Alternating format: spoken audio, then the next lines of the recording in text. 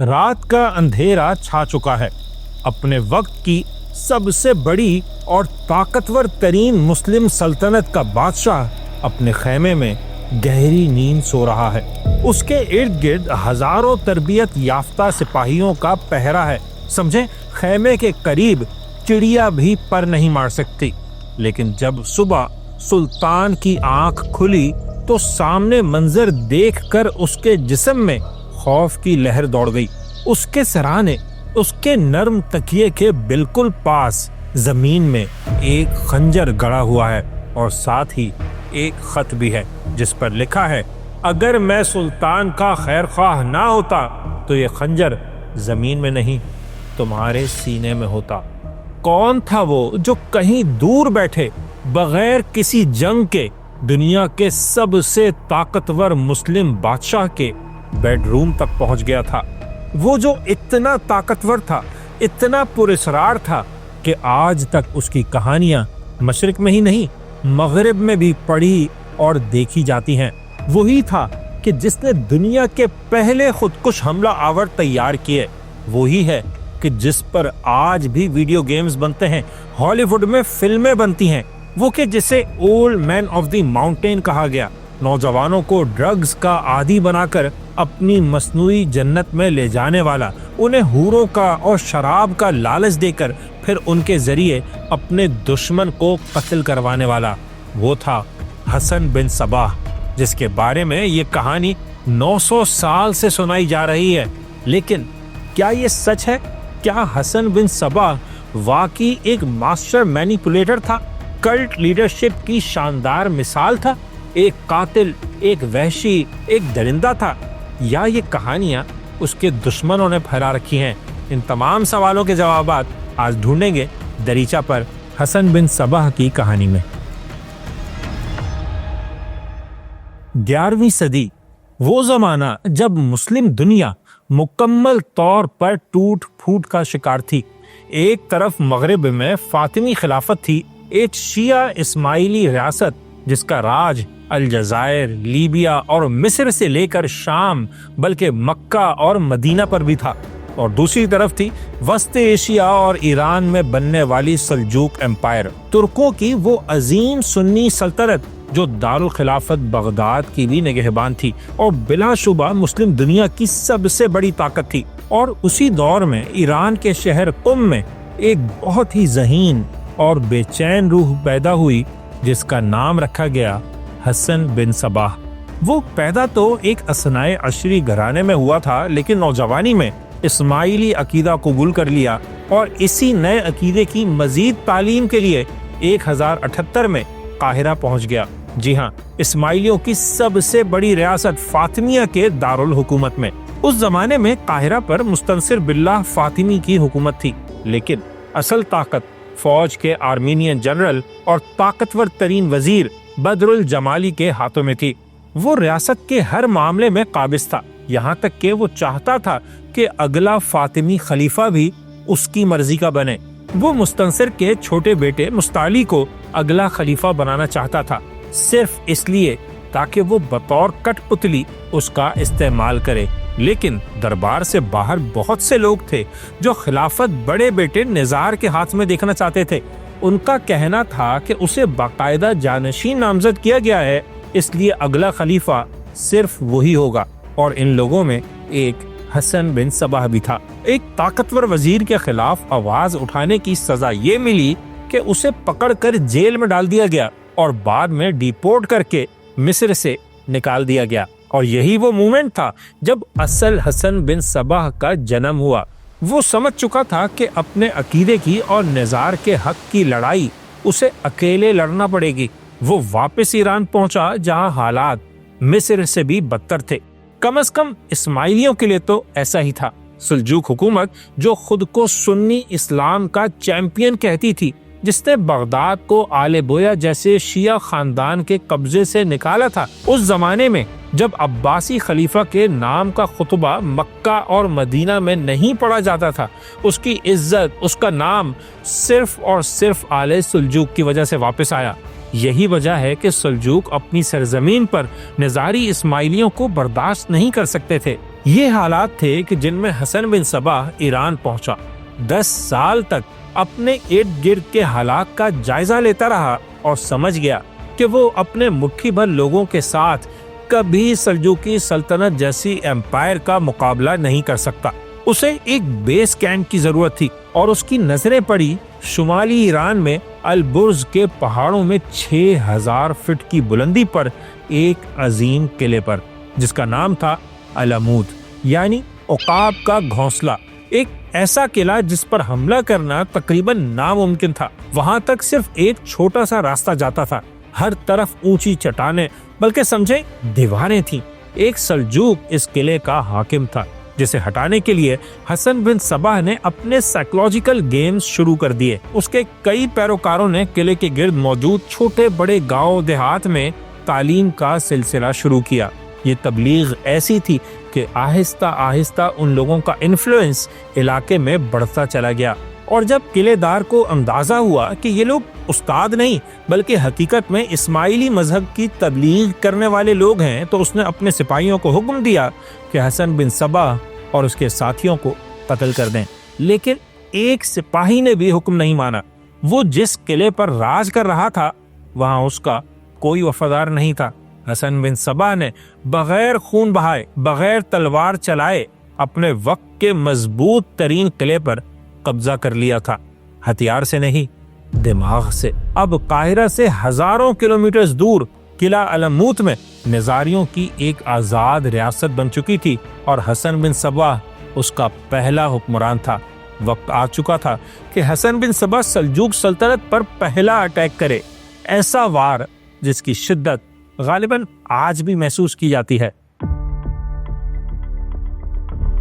قلعہ علموت پر قبضہ کرنے کے بعد حسن بن صبا کے سامنے ایک اوپن چیلنج تھا۔ سلجوق سلطنت، جس کے پاس لاکھوں کی فوج تھی، بڑے وسائل تھے، اگر اس سے ہیڈ آن ٹاکرا ہوتا تو کچھ دنوں میں ہی سارے اسماعیلی مارے جاتے۔ حسن بن صبا کھلے عام بغاوت نہیں کر سکتا تھا کیونکہ اس کے پاس اتنی طاقت تھی ہی نہیں، اس لیے اس نے دوسرا راستہ چنا۔ سلجوکیوں کے خلاف جنگ میں برابر کے مقابلے کے لیے ایک ایکولائزر کے طور پر وہ ایک نئی ملٹری ڈاکٹرائن لایا، یہ کہ جب پوری فوج کو مارنا ناممکن ہو تو اس کے سب سے امپورٹنٹ بندے کو مار دو، اور یہیں سے شروع ہوئی تاریخ کی پہلی منظم ٹارگٹ کلنگ۔ اور اس بھیانک کیمپین کا پہلا اور سب سے بڑا نشانہ بنے اس وقت کی اسلامی دنیا کے سب سے طاقتور وزیر اور سلجوقی سلطنت کی موسٹ پاورفل پرسنالٹی نظام الملک طوسی۔ یہ 14 اکتوبر 1092 کا دن تھا، رمضان کا 10واں روزہ۔ نظام الملک طوسی کا قافلہ اصفہان سے بغداد کی طرف جا رہا تھا۔ افطار اور سلطان کے سامنے حاضری کے بعد وہ ایک پالکی میں سوار ہو کر اپنے خیمے کی طرف جا رہے تھے کہ اچانک ایک صوفی درویش سامنے آ گیا جس کے ہاتھ میں ایک درخواست تھی۔ جیسے ہی نظام الملک کی توجہ اس درخواست کو پڑھنے کی طرف گئی، اس نے اپنے کپڑوں میں چھپا ہوا خنجر نکال لیا اور سیدھا نظام الملک کے سینے میں اتار دیا۔ یہ درویش اصل میں حسن بن صبا کا پیروکار بو طاہر ارانی تھا، جس کے ایک وار نے پوری سلجوقی سلطنت کی بنیادیں ہلا دی۔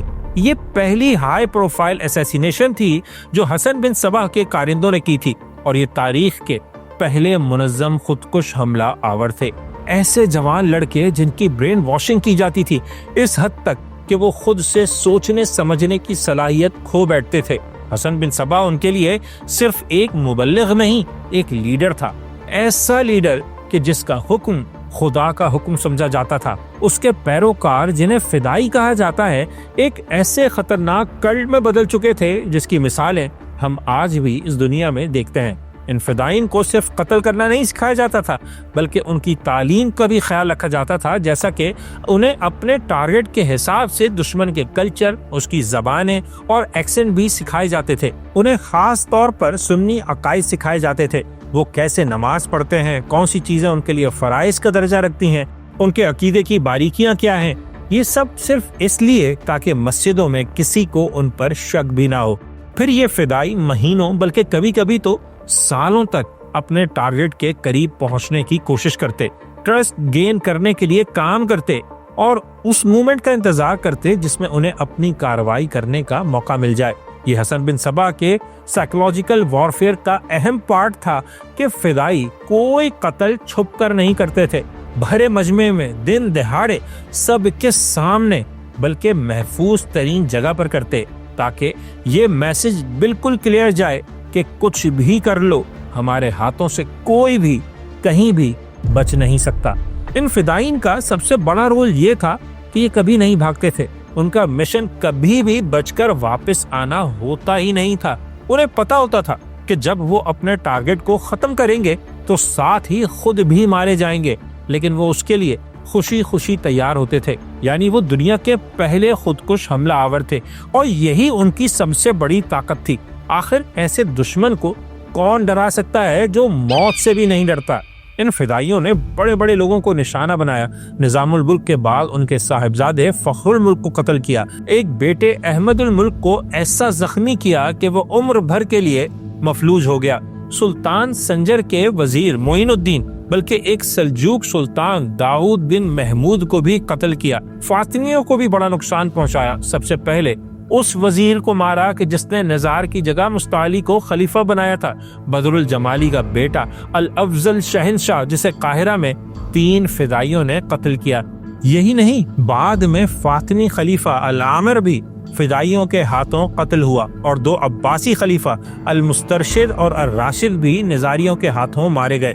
سن 1206 میں سلطان شہاب الدین غوری بھی ایسے ہی قاتلوں کے ہاتھوں شہید ہوئے، جبکہ سب سے ہائی پروفائل پرسنالٹی جسے حسن بن صبا کے فدائین نے ٹارگٹ بنایا وہ تھے صلاح الدین ایوبی، جن پر ایک نہیں 2 بار قاتلانہ حملے ہوئے، 1174 اور 1176 میں، اور دونوں مرتبہ سلطان اپنی زرہ، ہیلمٹ اور چین میل کی وجہ سے بچ گئے۔ یہ بہت بڑی ٹیرر کیمپین تھی جس میں صرف بادشاہ اور خلیفہ ہی نہیں، موصل، ہومس، دمشق کے کئی گورنر، مختلف شہروں کے قاضی، مذہبی رہنما، بڑی مساجد کے امام، سب فدائی خنجروں کا نشانہ بنے۔ اور آج کی دہشت گرد تنظیمیں بھی بالکل اسی ماڈل پر کام کرتی ہیں جس کا انوینٹر حسن بن صبا تھا، جس کی خوفناک کارروائیوں نے سلجوقی ریاست کو بدترین عدم تحفظ سے دوچار کر دیا۔ نظام الملک کے قتل نے ہر طرف دہشت پھیلا دی۔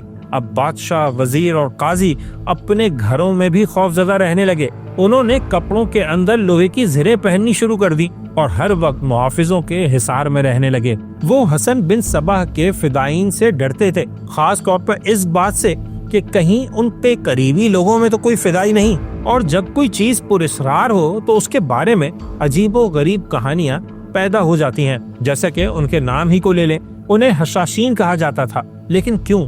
کیا وہ واقعی نشئی تھے، ڈرگ ایڈکٹ تھے، یا یہ ہوائی کسی دشمن نے اڑائی ہے؟ یورپ کا مشہور سیاح مارکو پولو 1273 میں ایران سے گزرا، قلعہ لمود کے خاتمے کے تقریباً 17 سال بعد، اور پھر وہ کہانی لکھی جسے سن کر پوری دنیا پاگل ہو گئی۔ اس نے لکھا کہ old man of the mountain Hassan bin Sabbah نے ایک خفیہ اور مصنوعی جنت بنائی تھی جس میں دودھ، شہد اور شراب کی نہریں تھیں، اور ہاں، خوبصورت عورتیں تھیں۔ حسن اپنے نوجوان پیروکاروں کو حشیش پلاتا اور بے ہوش کر کے اس جنت میں لے جاتا۔ وہ لڑکے ایسی خوبصورت جگہ پر ہوش میں آتے تو حیران رہ جاتے، سمجھتے کہ ہم جنت میں آ گئے ہیں۔ پھر انہیں دوبارہ حشیش دے کر بے ہوش کر دیا جاتا، اور جب وہ اصل دنیا میں ہوش میں آتے تو اس جنت کے لیے بےتاب رہتے۔ حسن بن صبا کہتا، دوبارہ اس جنت میں جانا چاہتے ہو تو جا کر فلاں بندے کو قتل کر دو، مرنے کے بعد سیدھا اسی جنت میں جاؤ گے۔ یہ ایسی کہانی ہے کہ جس کو سن کر اس پر یقین کرنے کو دل چاہتا ہے، کیونکہ اس میں وہ تمام ایلیمنٹس ہیں جو اسے ایک فلمی کہانی بھی بنا سکتے ہیں۔ لیکن حقیقت میں کیا واقعی ایسا تھا؟ اس کے لیے ہمیں تاریخ کو کھنگالنا پڑے گا اور ساتھ ہی کچھ دماغ بھی استعمال کرنا پڑے گا۔ سب سے پہلے تو ہم مسلمانوں کی تاریخ کی اہم ترین کتابوں کو دیکھتے ہیں۔ ابن اسیر کی مشہور الکامل فی التاریخ دیکھ لیں، یا تاریخ ابن خلدون، یا پھر ابن کثیر کی البدایہ والنہایہ، یہاں تک کہ عطاء الملک جوینی کی تاریخ جہاں گشا میں بھی ہمیں ایسی کسی جنت کا ذکر نہیں ملتا۔ ان تمام مورخین نے فاطمیوں، نظاریوں اور حسن بن صباح کے بارے میں تفصیلاً بیان کیا ہے، بلکہ عطاء الملک جوینی تو اسماعیلیوں کا بدترین دشمن تھا، لیکن اس نے بھی اپنی کتاب میں کسی جنت، کسی حور کا ذکر نہیں کیا۔ تو پھر یہ کہانی آئی کہاں سے؟ یہ کہانی آئی ان سے جو مڈل ایسٹ میں نئے نئے آئے تھے، کروسیڈرز۔ سب سے پہلے ایک جرمن پادری برچرڈ آف اسٹراسبرگ نے اسماعیلیوں کے بارے میں ایسی کہانیاں یورپ پہنچائیں کہ ان کی دہشت ایشیا اور افریقہ سے نکل کر مغرب میں بھی جا پہنچی، اور کچھ ہی عرصے میں یہ باتیں ڈرگ سے آگے نکل کر مصنوعی جنت، باغوں، بھوروں اور نہ جانے کہاں کہاں تک جا پہنچی۔ اور یہ حشیش والی بات یہ سب سے پہلے خود اسماعیلیوں نے نظاریوں کے بارے میں کہی۔ اصل میں انہیں کہا جاتا تھا حشیشیہ، یعنی کہ کم ذات لوگ، لیکن یورپینز نے اس لفظ کو اس کے لفظی معنی میں لیا اور نشے کی کہانی بنا لی۔ خود دیکھیں، الموت کا قلعہ البرز کے پہاڑوں میں تھا، سطح سمندر سے کوئی 6000 فٹ کی بلندی پر۔ یہاں کا موسم بہت ہی ٹھنڈا تھا، اور ساتھ ہی اتنی بلندی پر سرسبزی و شادابی بھی نہیں تھی، تو ایسی جگہ پر سال بھر جنت جیسا باغ بنانے اور اس میں نہریں بہانے والی بات کافی حد تک ناممکن ہے۔ اور سب سے اہم بات یہ کہ مارکو پولو اس جگہ سے تب گزرا تھا جب قلعہ لمود کو ختم ہوئے بھی 17 سال گزر چکے تھے، اور حقیقت میں تو وہ قلعے تک گیا بھی نہیں تھا۔ اسے مقامی لوگوں سے جو کہانیاں سننے کو ملی وہ سب اس نے لکھ ڈالی۔ پھر جہاں تک فدائین کے حشیش استعمال کرنے کی بات ہے تو ان کا مشن کوئی 1-2 دن کا نہیں ہوتا تھا، وہ مہینوں بلکہ کبھی کبھی تو سالوں تک دشمن کے دربار میں خادم، درویش یا سپاہی کے بھیس میں رہتے تھے اور صحیح وقت کا انتظار کرتے تھے۔ کوئی بھی بندہ جو ڈرگ ایڈکٹ ہو، اس کے لیے اتنا صبر کرنا، اتنے لمبے عرصے تک چوکنا رہنا، ہوشیار رہنا اور پھر پورے فوکس کے ساتھ اپنے مشن کو مکمل کرنا ناممکن نہیں تو بہت بہت مشکل ضرور ہے۔ ایک اور بات جو اس بات کو ثابت کرتی ہے کہ یہ حشیش پلانے والا معاملہ سچ نہیں ہوگا، وہ یہ کہ حسن بن صباح بہت سخت مزاج رکھنے والا آدمی تھا۔ وہ موسیقی سننے اور شراب پینے کو سختی سے ناپسند کرتا تھا، بلکہ اپنے ایک سگے بیٹے پر شراب پینے کا الزام ثابت ہونے پر اسے سزائے موت دے دی تھی۔ اس کے علاوہ بڑے بیٹے پر ایک مشہور اسماعیلی دائی کے قتل کا الزام لگا۔ حسن بن صباح نے اسے بھی موت کی سزا دی۔ بعد میں ثابت ہوا کہ بیٹا تو بے گناہ تھا، لیکن حسن نے اس پر کبھی کوئی پچھتاوا ظاہر نہیں کیا۔ جو بندہ اپنے سگے بیٹوں کو اصول توڑنے پر موت کے گھاٹ اتار دے، وہ لوگوں کو حشیش پلائے گا یا شراب کی نہریں بہائے گا؟ اصل بات یہ ہے کہ حسن بن صباح کو حشیش کی ضرورت ہی نہیں تھی۔ اس کے فدائین کسی نشے سے نہیں بلکہ برین واشنگ اور اندھی عقیدت سے ٹرین کیے جاتے تھے، وہ کہ جن کے لیے موت ایک نئی زندگی کا اعلان تھا، جو کسی سے بھی ٹکرانے کو تیار ہوتے تھے، وقت کے سب سے بڑے بادشاہ سے بھی۔ سن 1118 سلجوقی سلطان احمد سنجر جان چکا تھا کہ طاقت کا مقابلہ صرف اور صرف طاقت سے ہی کیا جا سکتا ہے۔ اگر حسن بن صباح کا زور توڑنا ہے تو اس کا ایک ہی حل ہے، تلوار۔ اس نے علموت اور دیگر اسماعیلی قلعوں پر حملوں کا ارادہ کیا اور اپنی فوجیں بھیجنا شروع کر دیں۔ حسن بن صباح نے صلح کی آفر کی، لیکن سلطان نے ہر آفر ٹھکرا دی۔ اب ہر قدم علموت کی طرف تھا۔ سلجوق کیمپین کو روکنے کے لیے حسن بن صباح نے ایک خطرناک منصوبہ بنایا۔ سلطان کے قریبی درباریوں کو رشوت دے کر ساتھ ملایا تاکہ وہ دربار میں حسن بن صباح کے حق میں بات کریں۔ لیکن سب سے اہم کامیابی ملی سلطان کے ایک بہت قریبی خواجہ سرا سے، جسے ایک بھاری رقم دے کر ایک خطرناک مشن سونپا گیا۔ کیا وہ مشن سلطان کے قتل کا تھا؟ بالکل نہیں۔ جب شاہی لشکر علمود کی طرف رواں دوا تھا تو ایک رات جب سلطان سنجر خیمے میں سو رہا تھا تو اس خواجہ سرا نے ایک خنجر بستر کے قریب ہی زمین میں گاڑ دیا۔ صبح جب سلطان جاگا تو خنجر دیکھ کر حیران رہ گیا۔ اسے اندازہ ہو گیا کہ اس کا اپنا قلعہ اور اپنے محافظ بلکہ شاید پوری فوج بھی اسے نہیں بچا سکتی، کیونکہ اس کا مقابلہ ان سے ہے جو اس کے بیڈ روم تک پہنچنے کی طاقت رکھتے ہیں۔ اس خنجر کے ساتھ ایک چھوٹا سا میسج بھی تھا، ایک خط جس سے سلطان کو حسن بن صباح کے ساتھ صلح کرنے پر مجبور کر دیا۔ اس میں لکھا تھا اگر میں سلطان کا خیر خواہ نہ ہوتا تو وہ خنجر جو زمین میں گاڑا گیا ہے تمہارے سینے میں بھی اتارا جا سکتا تھا۔ اس کے بعد سلطان سنجر نے اسماعیلیوں کے ساتھ امن کا معاہدہ کر لیا اور سنجر کے باقی پورے دور حکومت میں نظاریوں نے سکون اور تحفظ کے ساتھ زندگی گزاری۔ سلطان نے پھر کبھی ان کے قلعوں پر حملہ کرنے کی ہمت نہیں کی۔ یہ واقعہ اس بات کی علامت بن گیا کہ حسن بن صباح نے کس طرح خوف اور جاسوسی کے نظام کے ذریعے ایک عظیم طاقت کو بے بس کر دیا تھا۔ لیکن حسن بن صباح کی اصل طاقت کیا تھی؟ اس کا عقیدہ، اس کی ڈیڈیکیشن، اس کی اپنے مقصد سے دیوانگی کی حد تک لگن نہیں، بلکہ اصل طاقت تھی دہشت گردی۔ اس میں کوئی شک نہیں کہ نظاری اسماعیلی ہر طرف سے دشمنوں میں گھرے تھے۔ صرف سنی طاقتیں ہی نہیں، خود مصر میں نظار کے مخالف اسماعیلی بلکہ ایران میں موجود اثناء عشری شیعہ بھی انہیں کچلنا چاہتے تھے۔ لیکن اس کے جواب میں حسن بن صباح نے جو راستہ چنا وہ بلینکٹ ٹیرر تھا، سراسر دہشت گردی اور کچھ نہیں۔ اس نے اپنے دفاع کے نام پر دنیا اسلام کو جنگل بنا دیا، جہاں کوئی اصول، کوئی اخلاقیات اور کوئی شرعی حد باقی نہیں تھی۔ حسن بن صباح نے اسیسینیشن کو ایکولائزر بنا دیا۔ وہ تلوار کے مقابلے میں خنجر لے آیا، اور یہ سب اس نے کس وقت کیا؟ جب دنیا اسلام پر اپنے وقت کی سب سے بڑی آفت نازل ہو چکی تھی۔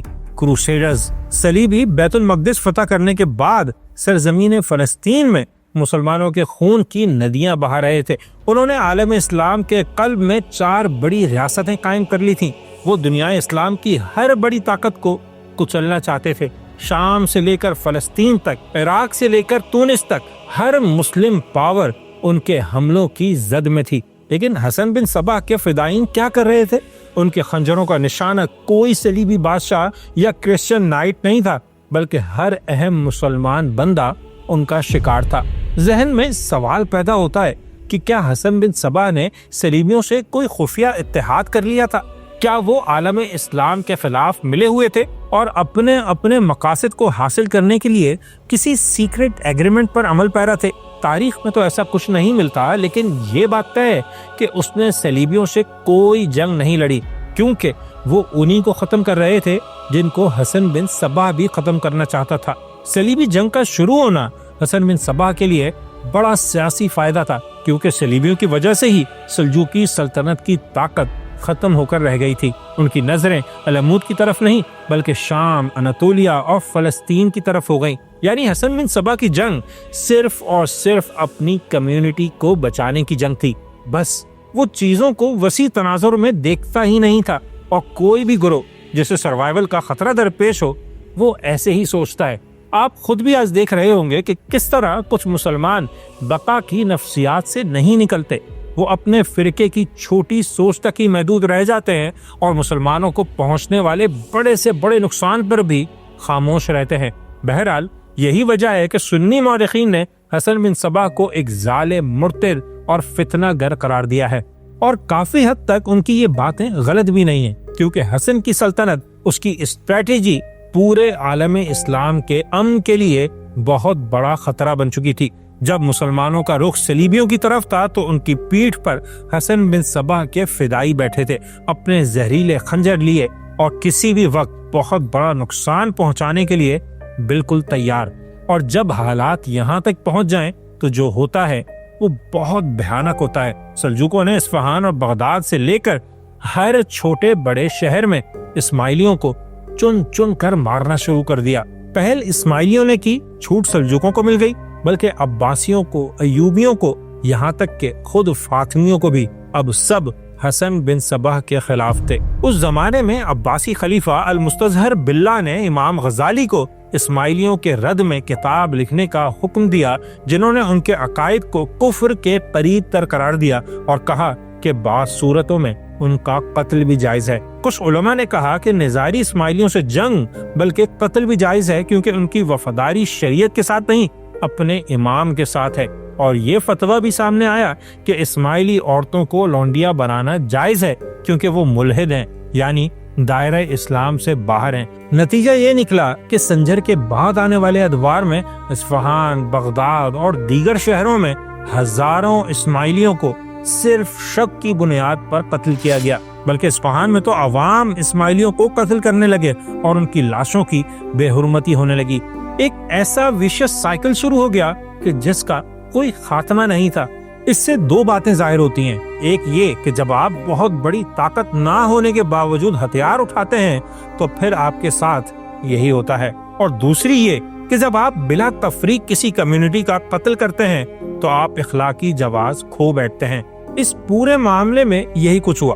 قتل در قتل کا وہ سلسلہ شروع ہوا کہ تاریخ پڑھنے والے کو سمجھ نہیں آتی کہ وہ کسے ظالم کہے اور کسے مظلوم، لیکن ایک اور بات بھی سمجھ آتی ہے کہ دہشت کبھی کسی مسئلے کا حل نہیں ہوتی، یہ آپ کو تاریخ میں ہمیشہ کے لیے ولن بنا دیتی ہے۔ اور حسن بن صبا بھی مسلمانوں کی تاریخ میں ہمیشہ کے لیے ولن بن گیا، وہ کہ جس نے اپنی زندگی کے آخری 34 سال ایک کمرے میں گزار دیے۔ کہا جاتا ہے کہ قلعہ علمود میں وہ صرف 2 بار اپنے کمرے کی چھت پر گیا، ورنہ وہ اسی کمرے میں بیٹھا کتابیں پڑھتا، دعوت نامے لکھتا اور وہیں سے بیٹھے بیٹھے پوری دنیا کو کنٹرول کرنے کی کوشش کرتا۔ اور پھر وہ وقت آ گیا جب کنٹرول ختم ہو گیا، موت اس کے سر پر پہنچ گئی۔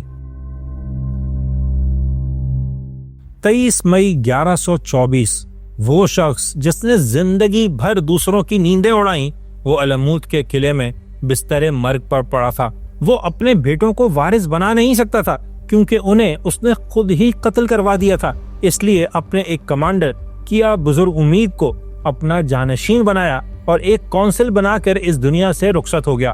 اور اس کے مرنے کے بعد یہ نظاری اسماعیلی ریاست 130 سال تک قائم رہی، یہاں تک کہ وہ طوفان آیا جس نے علمود کے عقابوں کے پر ہی نہیں کاٹے بلکہ پورے عالم اسلام کو ہی کچل کر رکھ دیا۔ یہ تھے منگول۔ سن 1256 میں چنگیز خان کا پوتا ہلاکو خان ایک خوفناک لشکر کے ساتھ آگے بڑھا اور پہلی بڑی کارروائی علمود کے قلعے پر ہی کی۔ لیکن کیوں؟ کہا جاتا ہے کہ نظاری اسماعیلیوں کے امام علاء الدین محمد کے دور میں منگولوں کے بڑھتے ہوئے خطرے کو دیکھتے ہوئے علمود کے فدائین نے ایک بہت بڑا گروہ منگولیا روانہ کیا تھا۔ یہ تقریباً 400 فدائی تھے جو مختلف قافلوں کے ساتھ تاجروں، فقیروں اور قاصدوں کے روپ میں منگول دارالحکومت قراقرم گئے، اور سب کا ٹارگٹ ایک ہی تھا، خان کا قتل۔ یہ مشن ناکام رہا، لیکن منگولوں کو اندازہ ہو گیا کہ علمود ایک مستقل خطرہ ہے، اسے ختم کرنا ہوگا۔ جو خنجر سنجر کے خلاف کام کر گیا تھا منگول حکمران پر بالکل نہیں چلا۔ مونگو خان نے اپنے بھائی ہلاکو خان کو بھیجا کہ نظاری اسماعیلی ریاست کو جڑ سے اکھاڑ دے، اور پھر 1256 میں وہ قلعہ جو کسی سے فتح نہیں ہو سکتا تھا، ہلاکو خان کی فوجوں نے ایک ناقابل یقین کارروائی کے بعد فتح کر لیا۔ حسن بن صبا کے آخری جانشین رکن الدین خورشاہ کو پکڑ کر منگولیا بھیج دیا گیا، جہاں 1257 میں مونگو خان کے حکم پر اسے قتل کر دیا گیا۔ علمود ختم ہو گیا، لیکن وہ صرف ایک جنگی قلعہ نہیں تھا، اسماعیلی علوم کا مرکز بھی تھا۔ یہاں کی لائبریری میں اسماعیلی تاریخ، فلسفہ، بلکہ فلکیات اور سائنس کی کتابوں کا وہ ذخیرہ موجود تھا جو پوری دنیا میں نایاب تھا۔ ہلاکو خان کے ساتھ آنے والے مشہور مورخ عطاء الملک جمینی نے لائبریری کا معائنہ کیا، اپنے مطلب کی چیزیں اور سائنسی آلات بچا لیے، لیکن نظاری عقائد اور تاریخی کتابوں کو آگ لگا دی۔ حسن بن صبا کی کہانی جو اس کی اپنی زبانی لکھی گئی تھی ختم ہو گئی، اور دنیا کے لیے صرف افسانے باقی رہ گئے۔ افسانے اپنی جگہ، لیکن اس میں کوئی شبہ نہیں کہ وہ کوئی مظلوم ہیرو یا مسیحا نہیں تھا۔